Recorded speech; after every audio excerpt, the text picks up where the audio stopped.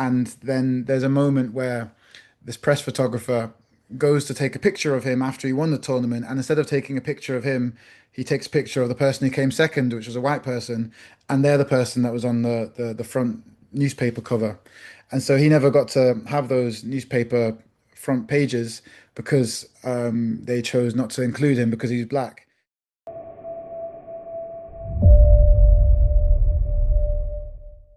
Hi, Matt. Hey, how's it going, Nick? It's going really well. We're really excited to bring you to our interview series on Real South's YouTube channel. And most importantly, I'm really excited to really dive into your film, Black Godfather of Scuba. They realize this is important. Here's an actual slave ship. Paying homage to the site pays homage to our ancestors. Which Real South premiered in February of 2025 as part of our annual Black History Month content. Every time I watch it, I get more and more moved by Doc's story. So I wanted to just kind of dive in here and maybe you can sort of introduce the film before we dive into the filmmaking. Sure thing. Yeah, no, great to chat to you, Nick, and amazing that the film's now with PBS and has been broadcast and will have many other broadcasts to come. So yeah, we're really excited to share the film and have a home and have new audiences see it. So Black Godfather of Scuba Call is me about Doc, Dr. Jose 'cause I Jones, am known a doctor. affectionately as Doc to his friends and family. I'm a marine And biologist, he's a environmental marine scientist, biologist by trade, but also has been scuba scuba diver. diving since his early 20s. And the film's really about his relationship to diving, but then also this organization that he set up called Diving with a Purpose, which he co-founded, and they explore and preserve sunken slave shipwrecks. And so the film is really about Doc's journey in finding this first slave shipwreck called the Henrietta Marie, and more broadly, what diving means to him and what specifically diving on a slave shipwreck means to him and the group that he takes out there. We really dive into the sort of the a short span of his life as well and how he got to know the water and his involvement with scuba, his military history. There's such an expanse of subject matter here. How did you go about narrowing the sort of emotional scope of this film? What drew you in, and where did you want to keep the audience engaged? It's a really tough problem actually, which is a great problem for him in his life because he's got so many accolades and he's such an interesting person. But as you're saying, trying to narrow down and to really specify what the film is about took us a while. Initially, our first version of the film covered far too many things and was really interesting, but didn't really hone in as in that way. And so I had to go back to what initially kind of drew me to the subject and drew me to his story and what was interesting for me when I first found out about it. And that was in a small National Geographic article, which just said how he had discovered this slave shipwreck. I didn't specifically think about the wrecks and how often, if people were to be saved, it would be the people above board, which were the captors and the merchants, the slave owners who were then kind of trafficking these enslaved people, and the people on the bottom who were in shackles often died, and over 2 million slaves died during this Middle Passage. That really drew me to it, and Doc so poignantly describes diving on the site of a slave shipwreck, what that means and how it takes on a whole new gravitas, meaning and feeling and no pun intended, but the depth of the dive, how that really is for him. And so when I kind of went back to the crux of the story, as it were, as that kind of focal point, we then really focused the film basically on Doc and his history, but then also his interest and how that led to this journey and his relationship with this particular slave ship called the Henrietta Marie, which is off the coast of Florida in Key West. This was your first trip. That was cute. Don't you think? Absolutely. Okay. You two look like twins. We did.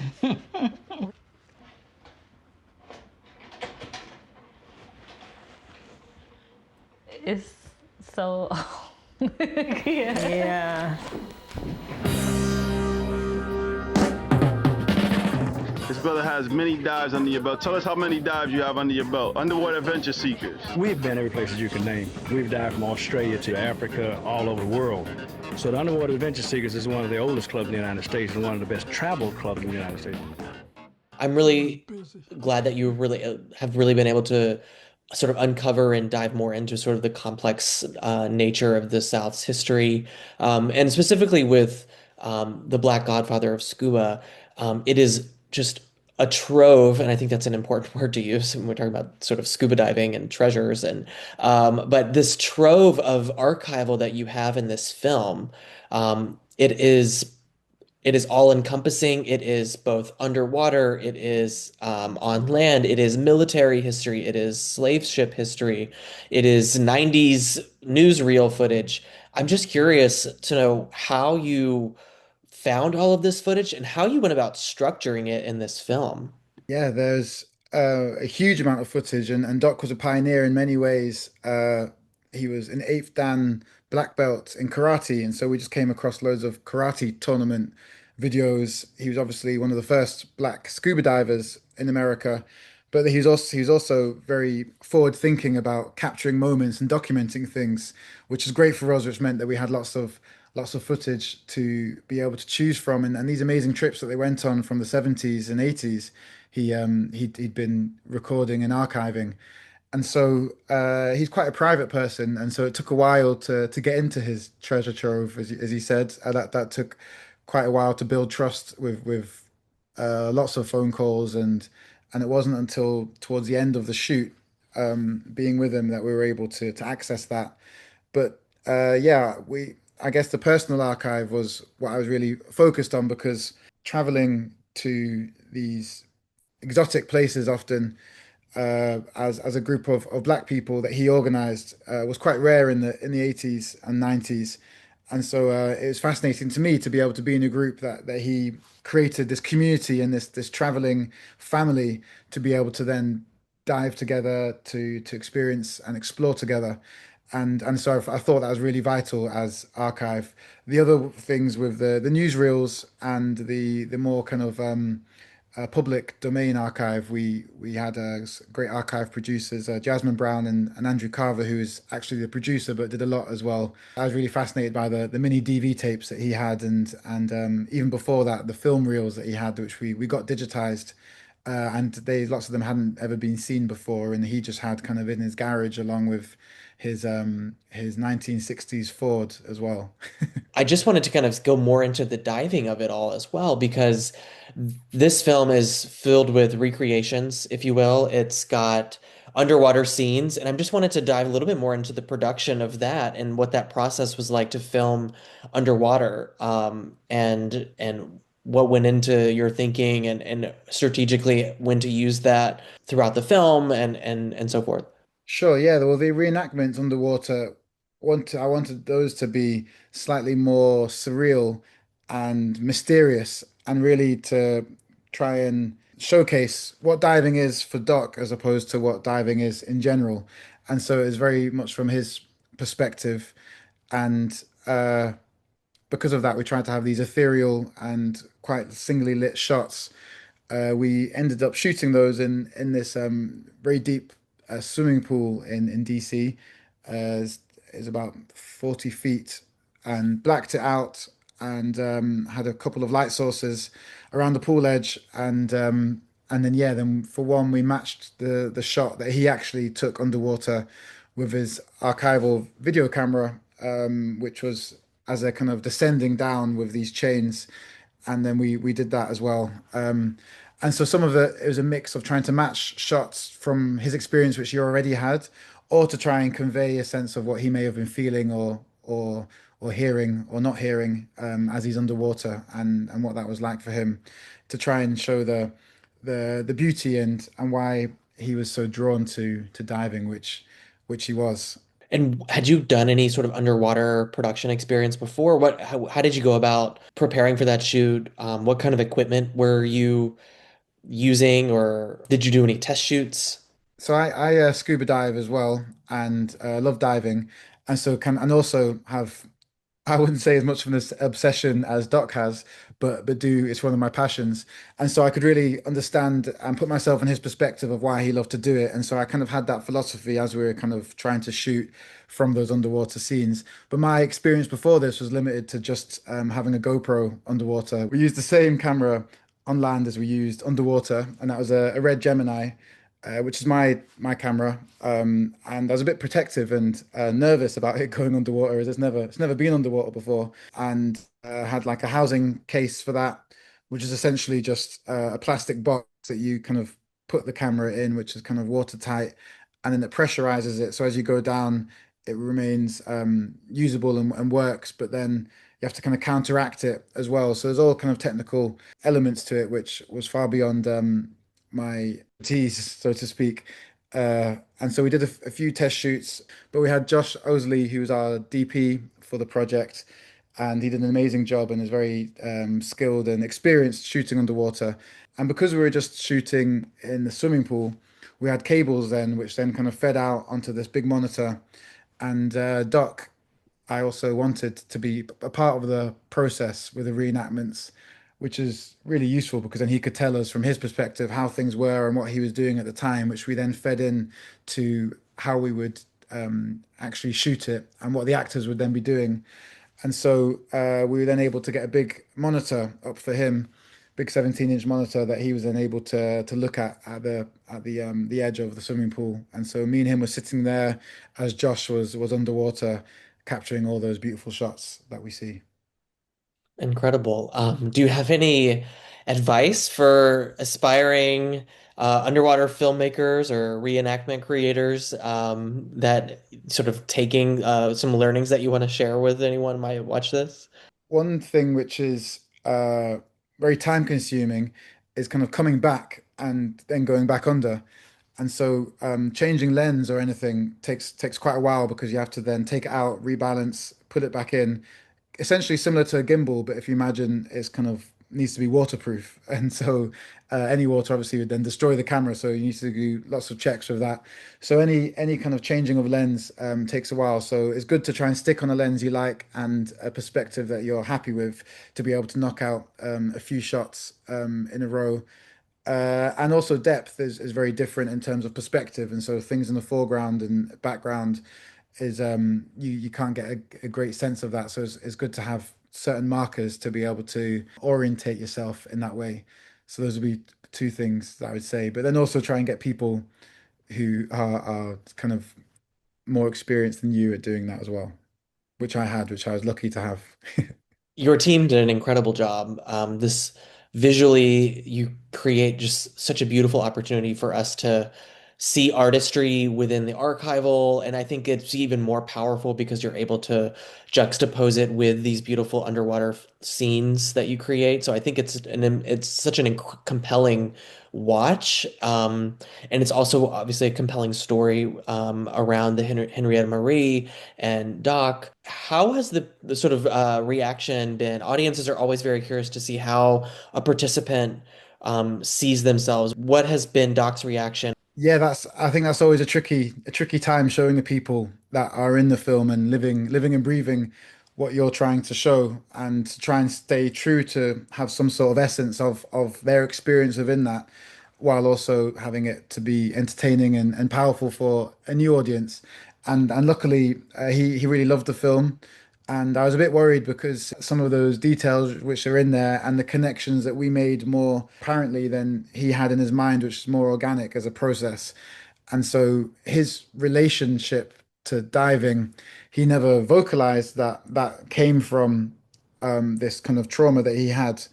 And that was from me hearing that and understanding his experience and then kind of putting the two together, which he also then feels is the case, which is great. So yeah, he really liked it. His family really liked it as well, and I'm still in touch with them, with his daughter, with his wife, and Doc's still doing well, and he's 95 now, still going strong. Were there any deleted scenes or, and there's obviously a ton of archival that you've left out of the film, but I'm just kind of curious if there's one moment in the film that you really wish you could bring back. So Doc participated in the scuba diving tournaments where they'd have these different skill challenges kind of set, and you as a diver would then compete against other divers in these challenges, and that's from kind of finding things or identifying things or kind of speed tests. And he used to win them all, and he's got a whole kind of trophy cabinet of these tournaments that he won. We allude to that in the film, but we had a whole scene as a reenactment, which was maybe slightly too Inception-like because we had Doc commenting on the actor that played him who was going through this experience. And then there's a moment where this press photographer goes to take a picture of him after he won the tournament. And instead of taking a picture of him, he takes a picture of the person who came second, which was a white person. And they're the person that was on the front newspaper cover. And so he never got to have those newspaper front pages because they chose not to include him because he's black. And I really wanted to have that. And in the scene, we show that Doc's perspective, and he talks to the actor who's playing the photographer about why he thinks that he didn't take a picture of him and how that was for him and what that looked like. And it was an amazing conversation. And Doc, who doesn't share his emotions very much, was very expressive with how he recounted it. And so I'd have loved for that scene to go in, which is, I guess, about the more emphatic ways of people being discriminated against and also history being retold, which I thought was very important. But in the end, it was slightly separate to the story which we decided to focus on, which was more his later story and not his coming up in the diving scene world. And later on, when and in the 90s, he had less of that kind of oppression, and so it didn't kind of fit in the same way, which was a shame. But that's one scene that I'd have loved to have included, which we've obviously got in the can, and we edited it together, but it never made the final cut. When you watch it now, like what compels you the most, and where do you feel sort of that pride in making this story? Doc's story is incredible story of resilience and of success in terms of being a pioneer in so many ways. What I'm really proud of is being able to show that energy of the scene and his community growing, and then the journey that he goes on when he then visits all these places to try and find these slave shipwrecks. And through him, he then was able to teach over 500 people how to dive. And another connection, which I don't think he'd made, but was very powerful to me, was early on in the film, he talks about seeing this child drown in the river. And later on, he says about how he's taught over 10,000 kids how to swim. And for me, being able to not only swim but to dive, and not only to dive but to be one of the most accomplished divers in the entire country, all stems from him as a kid and being powerless in that moment, but then kind of regaining power and having that sense of initiative and skill and being able to take matters into his own hands, and being able to show that accomplishment of people that in the 40s when he grew up not even being allowed to go into swimming pools. So because they weren't allowed to go to swimming pools, they often swam in the rivers, which is more dangerous. And then evolving to the present day, him being able to empower other kids to swim, which is obviously still a big issue in lots of black communities all around the world, but in the States and in the UK as well. Yeah, I mean, I certainly want people, and I do think you succeed in this, in leaving people feeling empowered around Doug's story, that there's a place for this history, and it's important for it to really exist as part of our legacy in the South and in the United States, as well as across the world. That this transatlantic slave story and the slave history really involves the entirety of the Western Hemisphere and Europe. So I think it's beautifully done. His story carries such weight with me still and with this series, and I'm just so happy that we were able to work together to bring this film to our audiences and to PBS. I'm just so thrilled that we're able to work together to do this, and I want to thank you for all of your efforts and letting us meet Doc and to see your work. No, thank you. It's incredible that Doc's story's been able to get out there, and hopefully will also inspire future divers who may just be embarking on that journey. Please join Real South and enjoy Matt's film and get to know Doc as well. So thank you. Thank you, Nick.